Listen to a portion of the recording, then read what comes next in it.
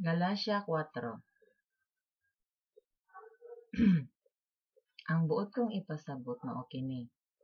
Samtang bata pa ang anak, nga maoy manunod sa katigayunan sa iyang amahan, sama siya sa usa ka ulipon, bisan kun siya ang tag-iya sa tanan. May mga tawo nga nag-atiman kaniya ug magdumalat sa iyang katigayunan hangtod nga moabot ang panahon nga gitakda sa iyang amahan.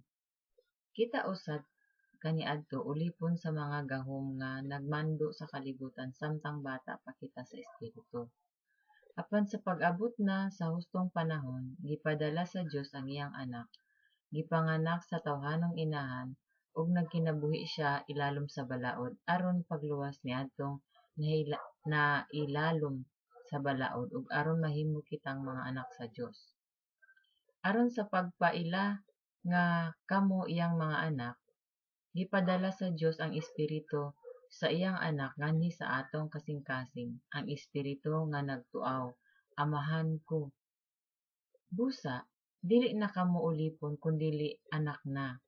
Ug tungod kay kamo iya ng anak, ang Dios maghatag kaninyo sa tanan nga anaa kaniya. Kaniadto wala kamo makaila sa Dios busa naulipon kamo sa mga Dios-Dios. Apan karon nga nakaila na kamo sa Dios o karon nga nailhan na kamo sa Dios, nganong mamalik man kamo ngadto sa walay gahom ug walay hinungdang mga espiritu aron magpaulipon pag-usab kanila? Nagtamod gihapon kamo sa mga adlaw, mga bulan, mga panahon ug mga tuig. Nahadlok ako nga tingalig wala lamay kapuslanan ang tanan kong paningkamot alang kaninyo. Mga igsuon, naghangyo ako kaninyo nga magpakasama kamo kanako sa mga ako nagpakasama kaninyo. Wala kamo makasala kanako. Nasayod kamo nga nagwali ako sa maayong balita nga naa kaninyo sa unang higayon tungod kay nagmasakiton ako.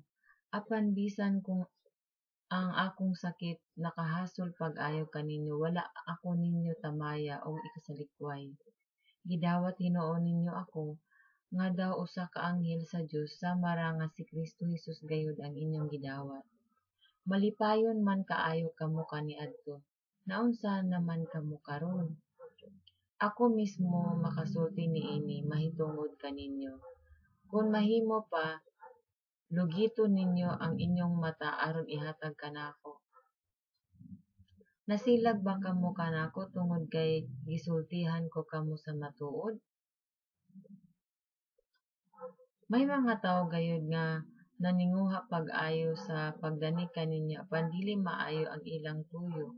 Ang tinguha nila mao lamang nga mahimulag kamo kanako aron masuod kamo kanila.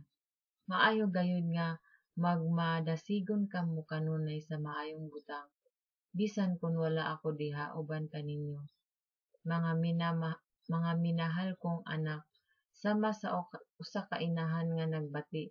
Gibati ko sa pagkausa pa ang samang kasakit tungod kaninyo hangtod nga makabaton kamo sa kinaiya ni Kristo. Dako ang akong tinguha nga magpakig-uban kaninyo aron pagpakiuban kaninyo karon aron mausab ang akong hunahuna mahitungod kaninyo. Nabalaka ako pag-ayo kaninyo.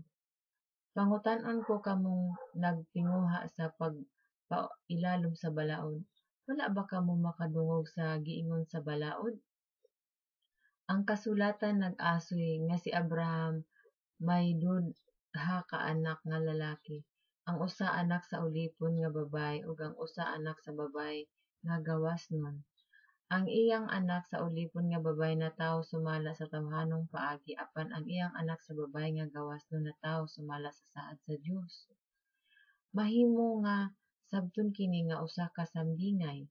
Ang duha ka babay mao ang duha ka kasabutan. Ang usa si Hagar ug ang iyang anak natawo nga mga ulipon. Siya nga nagrepresentar sa kasabutan nga nagikan sa bukid sa Sinai. Si Hagar mao ang bukid sa Sinai dito sa Arabia og nagrepresentar siya sa syudad sa Jerusalem karon nga naulipon uban sa tanan niyang anak katawhan. Apan ang langitnong Jerusalem dili ulipon ug siya mao ang atong inahan. Kay ang kasulatan nag-ingon, pagmalipayon babay nga wala makabaton og anak. Singgit sa kalipay, ikaw nga wala makasinati sa asakit sa pag-anak. Kay ang babay nga biniyaan manganak pag mas daghan kaysa babay nga mahibana. Karon, mga igsoon, sama kang Isaak, mga anak kita sa Dios tungod sa iyang saad. Apan sama nga ni atong panahon nagilutos sa anak ang natawo sa naandang paagi, ang anak nga natawo tungod sa Espiritu sa Dios. Mao usab kini ang nahitabo kanato karon. Apan unsa may giingon sa kasulatan? Kini nag-ingon, pagpahawaa ang ulipon nga babae ug ang iyang anak kay ang anak sa babaeng ulipon walay bahin nga masunod sa katigayunan sa iyang amahan uban sa anak sa babaeng gawasnon. Busa mga igsuon, dili kita mga anak sa babaeng ulipon kundi sa babae nga gawasnon. Galacia Kapitulo 4.